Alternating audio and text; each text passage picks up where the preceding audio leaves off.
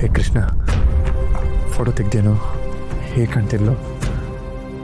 ನೀನು ಫೋಟೋ ತೆಗ್ದಿದ್ದು ಅವಳಿಗೇನು ಗೊತ್ತಾಗ್ಲಿಲ್ಲ ತಾನೆ? ಅಕಸ್ಮಾತ್ ಏನೋ ಗೊತ್ತ.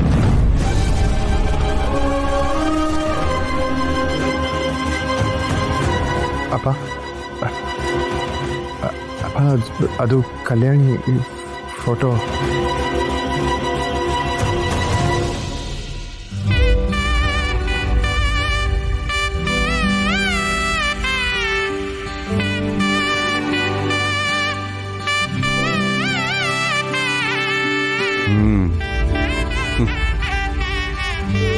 ಮನುಷ್ಯನ ಜೀವನದಲ್ಲಿ ಸಮಯ ಅನ್ನೋದು ಎಷ್ಟು ವೇಗವಾಗಿ ಓಡುತ್ತೆ ಅಂದರೆ ಅಂದಾಜೆ ಸಿಗೋದಿಲ್ಲ.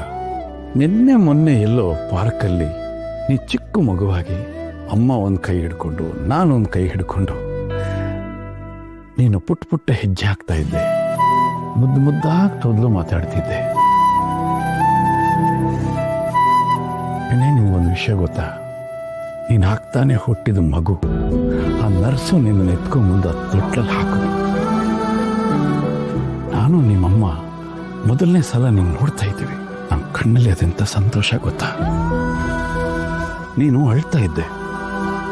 ಅಮ್ಮ ತನ್ನ ವಾತ್ಸಲ್ಯದ ಕೈಯಿಂದ ನಿನ್ನ ತಲೆನ ಹಾಗೆ ಸವರ್ತಾ ಇದ್ಲು. ನೀನು ಒಂದು ವಿನಯವಾದ ನಗು ಕೊಟ್ಟೆ ಅಲ್ಲ, ಅದನ್ನು ನೋಡಿನೇ ನಿಮ್ಮಮ್ಮ ನಿನಗೆ ವಿನಯ್ ಅಂತ ಹೆಸರಿಟ್ಲು ಕಣು. ಆ ಹೆಸರಿಗೂ ನಿನ್ನ ಮುಖಕ್ಕೂ ಎಷ್ಟು ಚೆನ್ನಾಗಿ ಹೋಲಿಕೆ ಆಗ್ತಿದೆ ಗೊತ್ತಕ್ಕಂತ. ಎಲ್ಲ ಘಟನೆಗಳು ಹಾಗೆ ಕಣ್ಣು ಮುಂದೆ ಕಟ್ಟದಾಗಿದೆ ಕಣು. ಎಷ್ಟು ಬೇಗ ನೀನು ನನ್ನ ಹತ್ರಕ್ಕೆ ಬೆಳೆದು ಬಿಟ್ಟೆ ಕಣು. ವಿನಯ್, ನೀನು ನಮ್ಮ ಜೀವನದಲ್ಲಿ ಮಗುವಾಗಿ ಮಾತ್ರ ಬರಲಿಲ್ಲ, ಈ ಸೂರ್ಯಪ್ರಕಾಶ್ ವಂಶದ ಆಶಾ ಕಿರಣ ಕೂಡ ಆಗಿದೆಯಾ ಕಣು.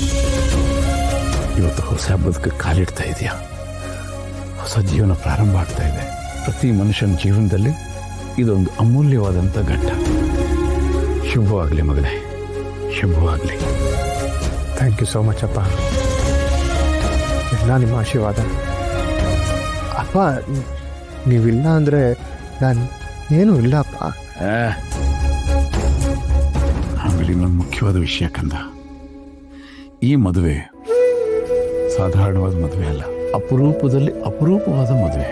ನೀನು ಮದುವೆ ಆಗ್ತಿರೋ ಕಲ್ಯಾಣಿ ಈಗಷ್ಟೇ ತನ್ನ ಪ್ರೀತಿಯ ಅಣ್ಣ, ತಾನು ಪ್ರೀತಿಸಿದ ಹುಡುಗ ಇಬ್ಬರನ್ನು ಕಳ್ಕೊಂಡು ಆ ದುಃಖದಿಂದ ಹೊರಬರಲಾರದೆ ಹೊರಬಂದು ನಿನ್ನ ಕೈ ಹಿಡಿತಾ ಇದ್ದಾಳೆ.